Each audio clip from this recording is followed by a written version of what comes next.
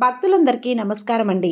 దేవి అనుగ్రహం ఛానల్‌కి స్వాగతం. ఆ దేవి యొక్క ఆశీస్సులతో అందరూ కూడా సుఖంగా, సంతోషంగా, ఆనందాలతో జీవించాలని మనస్ఫూర్తిగా కోరుకుంటూ, ఈరోజు దుర్గమ్మ మనకిచ్చేటువంటి ఈ సందేశం ఏంటి అంటే, బిడ్డా, తొందరపడి ఈ సందేశాన్ని నెట్టివేయకు.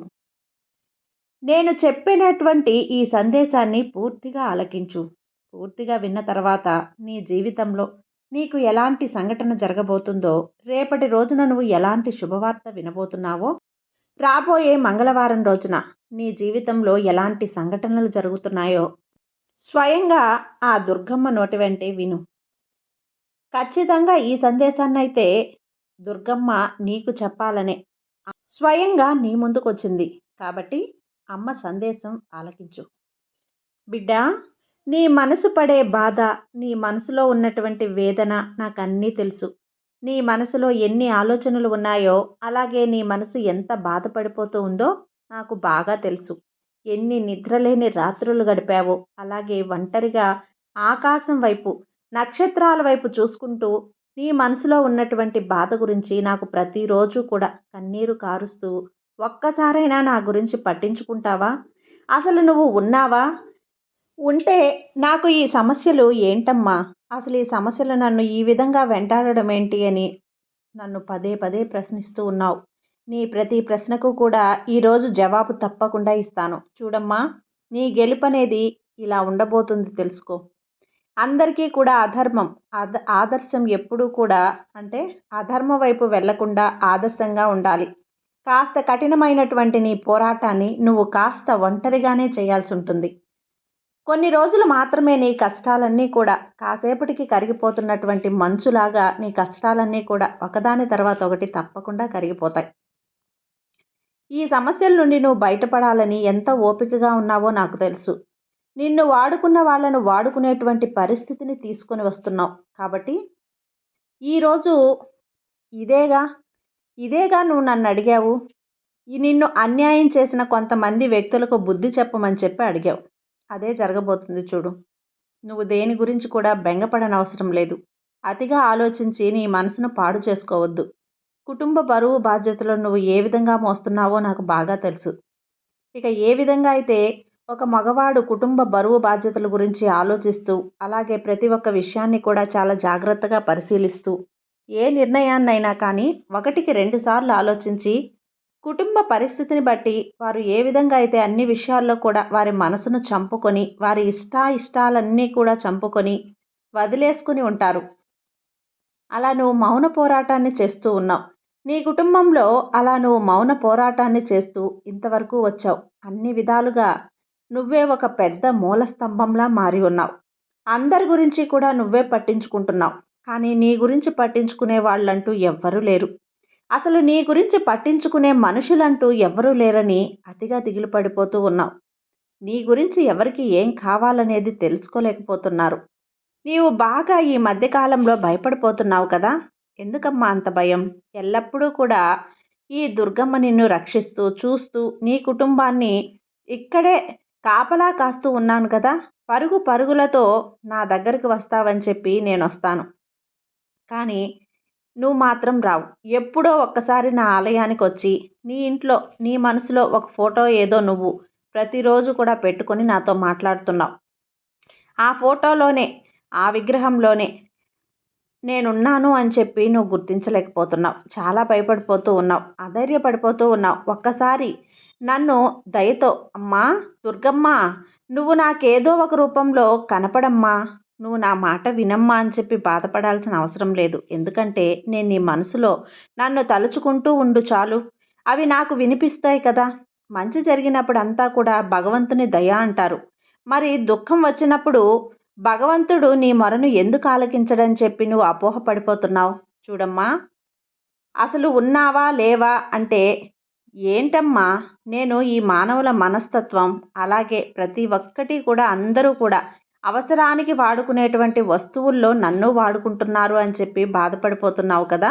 అంతా కూడా ఆ తల్లి దయ అన్నప్పుడు మరి ప్రతి చెడును నీ ఖాతాలోనే కదమ్మా వేసేది. మరి ప్రాపంచిక విషయాల్లో కొట్టుమిట్టాడుతూ ఉన్నటువంటి మాకు కర్మ బల కర్మ ఫలాలను బట్టే ఫలితం ఉంటుంది అని చెప్పి ప్రతిసారి చెప్తున్నావు కదా! మరి ఈ రకమైనటువంటి కర్మ ఫలాలను నేనెప్పుడూ కూడా అనుభవించేటువంటి స్థితికి నువ్వు నన్ను చేస్తావా చెప్పు అని చెప్పి అనుకోలేదు. అనుకోవద్దు. ఎందుకంటే ఇప్పుడున్నటువంటి కష్టాలను మాత్రమే నువ్వు చూస్తున్నావు. రాబోతున్నటువంటి జీవితం నీకెలా ఉంటుందో తెలియదు కదా! దయతో నీవు చేసినటువంటి ఈ చిన్న చిన్న పనులు కూడా అవి గొప్ప పుణ్యాలుగా మారబోతున్నాయి. ఇతరుల బాధలను అర్థం చేసుకోవటం అంటే ఆ తల్లి యొక్క హృదయాన్ని తాకటమే. దయ కలిగినటువంటి మనసు అందరికీ ఉండదు. అది నీకు ఉంది. మరి అది నీ గొప్పతనమే కదా! అందరూ బావుండాలి, అందులో నేనుండాలి అని చెప్పి నిస్వార్థంగా కోరుకునేటువంటి మంచి మనసు నీది. నువ్వు ఆ తల్లిని నమ్మినా కూడా ఎక్కువ కష్టాలు అనుభవిస్తున్నావు అని, అయినా నిన్ను ఎక్కువగా ఆ తల్లి ప్రేమిస్తున్నాను అని చెప్పి నువ్వు నమ్మలేకపోతున్నావు కదా!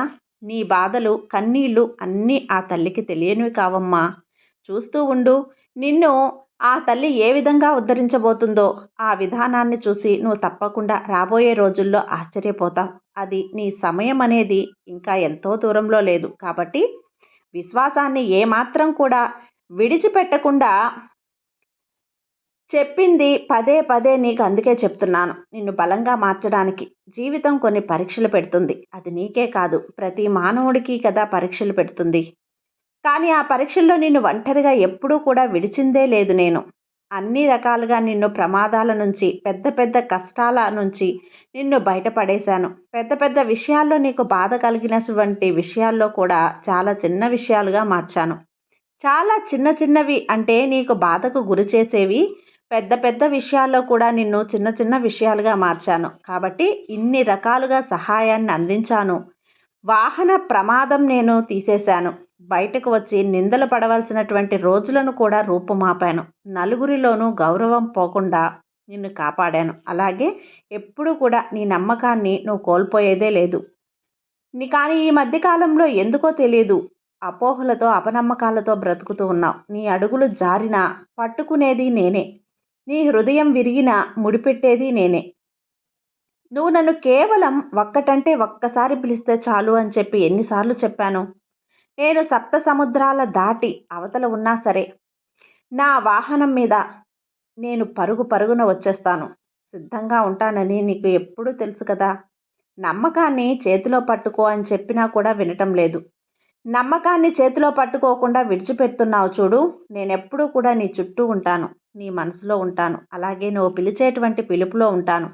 కానీ నువ్వు నన్ను విశ్వసించడం లేదు తల్లి. జీవితం నీకు సులభంగా దొరకదు. కానీ అదే కష్టమైతే నీ బలాన్ని తయారు చేస్తుంది. ఎవరు నిన్ను పట్టించుకోకపోయినా నువ్వు నీ కలలను పట్టుకో.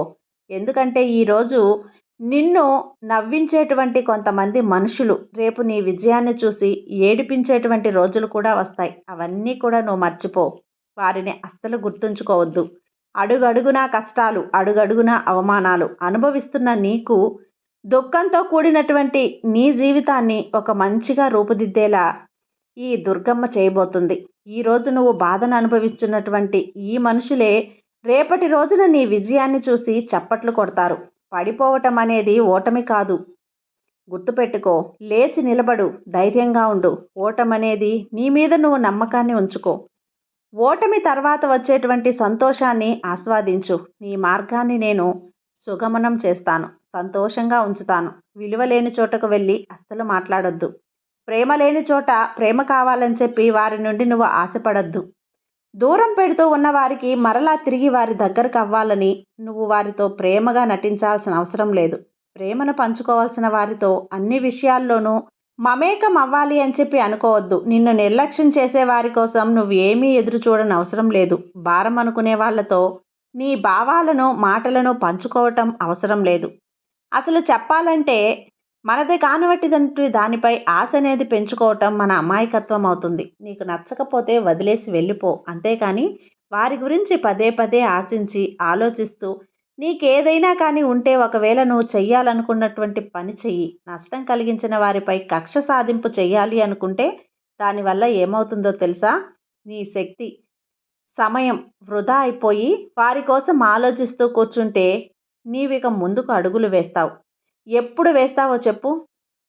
ఎంతో విలువైనటువంటి నీ జీవితం ఇది. నిన్ను వారు కొంతమంది విలువలేని వారిగా వాడుకొని వదిలేశారు.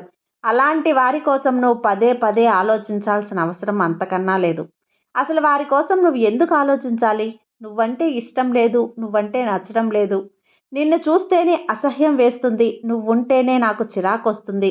అసలు నువ్వు లేకపోతే నేను సంతోషంగా ఉంటాను. నువ్వు నా జీవితానికి ఒక బరువు, నా బాధ్యతగా తీసుకోలేకపోతున్నాను.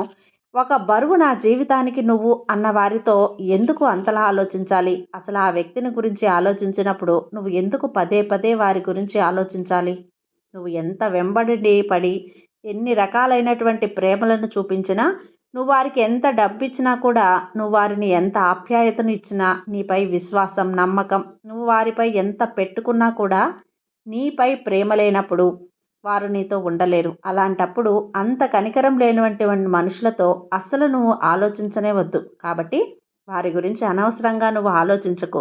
నీ బ్రతుకు తెరువు నువ్వు సంతోషంగా ఉండడం కోసం నీ జీవితంలో ఉన్నటువంటి కొంతమంది వ్యక్తులను దూరం చేయక తప్పలేదు. నీ జీవితం సంతోషంగా ఉండాలంటే కొంతమంది వ్యక్తులకు దూరంగా ఉండటమే మంచిది.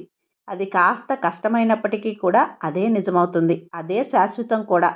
ఇక నీ చెయ్యిని నీ జీవితం అంతా కూడా నేను నీతో కలిసి నడుస్తాను. నీ జీవితంలో ఎదురయ్యే సమస్యలు నేను తప్పకుండా ఎదుర్కొంటాను. నీ తరపున నేను జాగ్రత్త వహిస్తాను. నీ విషయాలపై నీకు నమ్మకం కలిగితే తప్పకుండా ఈ దుర్గమ్మ చేతిని అస్సలు విడిచిపెట్టవు. చూడమ్మా, నీ మనసులో ఎంత బాధ ఉంది అనేది నాకు బాగా తెలుసు.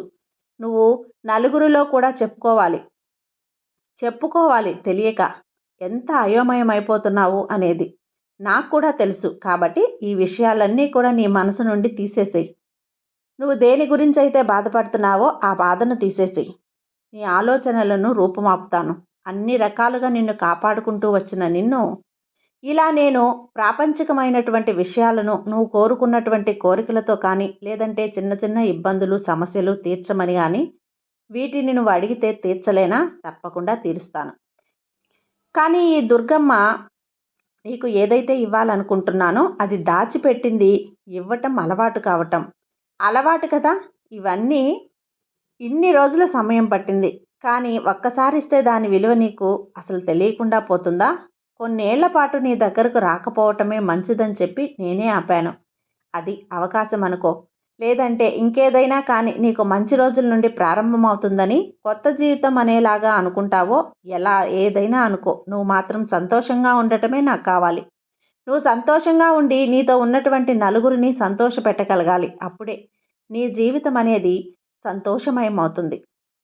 మరి నేను చెప్పినటువంటి ఈ సందేశం ద్వారా నీకు కావలసింది నీకు అందింది కదా! ఇక నాకు సంతోషమే బిడ్డ. సర్వే జన సుఖినో భవంతు. జై దుర్గమ్మ.